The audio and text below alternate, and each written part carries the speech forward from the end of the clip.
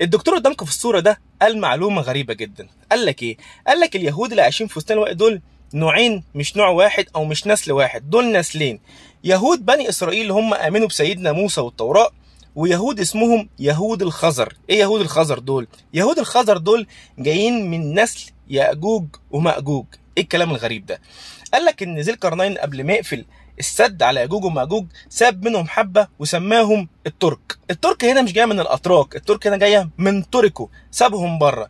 الترك دول او يهود الخزر دول طبعا لسه ما كانوش بقوا يهود، خدوا بعضيهم وراحوا اوروبا واعتنقوا اليهوديه هناك، وفضلوا يعملوا اعمال فساد الطبيعيه اللي موجوده في دمهم وموجوده في اجدادهم اللي هم ياجوج وماجوج.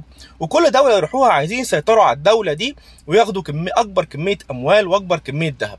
كل دولة يروحوها الدولة عايزة تمشيهم، وكل دولة يروحوها الدولة عايزة تمشيهم، وطبعا في الآخر كلنا عرفنا كل الدول اجتمعوا وودوهم فين. ويقال كمان إن هم مؤسسين الماسو.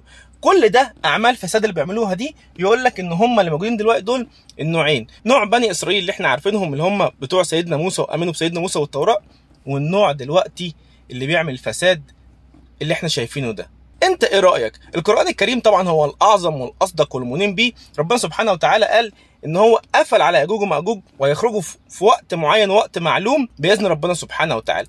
لو القران في حاجه ممكن تكتب لي في الكومنت، في نقطه بتقول ان ياجوج وماجوج دول اتساب منهم حبه ولا لا، ونتناقش فيها. قول لي رايك انت بقى في الموضوع ككل. احنا عموما بني اسرائيل حتى ايام ما كانوا مع سيدنا موسى وبعد سيدنا موسى وكل الانبياء هم كانوا متعبين، فطبيعي جدا اللي بيعملوه دلوقتي هم عملوه زمان. فهم ياجوج وماجوج اتقفل عليهم السد ومش هيخرجوا غير باذن ربنا سبحانه وتعالى. انت بقى قول لي ايه رايك في القصه دي، وقول لي ايه رايك في يهود الخزر. وعلى فكره ويكيبيديا اتكلمت عنهم بس ما قالتش هم ليهم علاقه بياجوج وماجوج ولا لا. قول لي رايك وما تنساش تشترك في القناه واللايك والشير. اشوفكم على خير والسلام عليكم.